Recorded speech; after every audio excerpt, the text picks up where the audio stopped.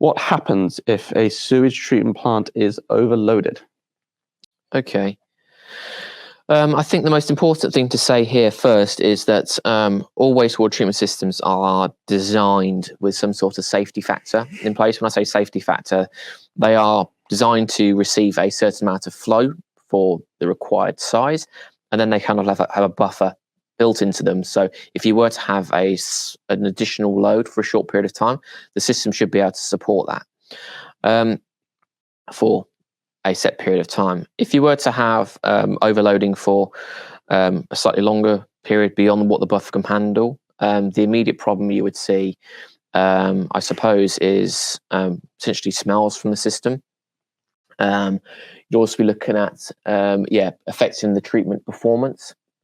So as we are basically excessively loading the system, the biology inside the treatment plants is going to be affected. And when you affect the biology, that's going to produce the smells, which is going to be a good indication that something's not quite right. But it also means that the discharged water from the treatment plants is not going to be at a standard that we want to protect the environment. So that's kind of the immediate problem you would see, drop in treatment performance. If you were to have long-term overloading, you're very much going to start having problems with things like discharge to the drainage solutions, whether it is going to ground or if it's going to a watercourse. That's going to have a significant impact in terms of the environment thereafter the treatment plant. So long-term problems will affect the drainage solution more than what's going on inside the tank, of course.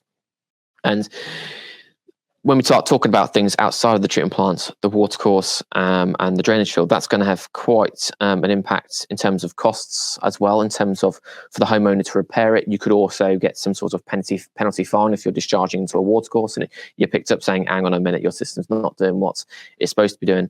It's very much for the homeowner to ensure the system is working as it should be and they're not, they're servicing it properly, ensuring it's working as per the manufacturer's recommendations. So the idea, of course, is the whole point of implementing a wastewater treatment system is to protect the environment.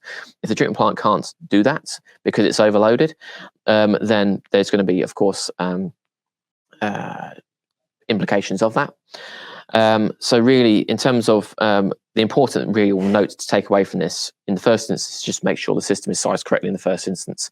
So this is actually the wastewater treatment system up front as a primarily treatment facility, and then the drainage solution thereafter. So if you're going into a watercourse, then that's, of course, it's very much dictated by the code of practice in terms of how much you can discharge. You'll generally need a permit for discharge if it's going above 5 meters cubed per day.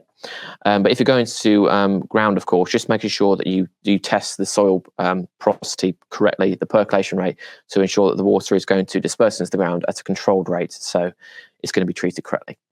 Perfect.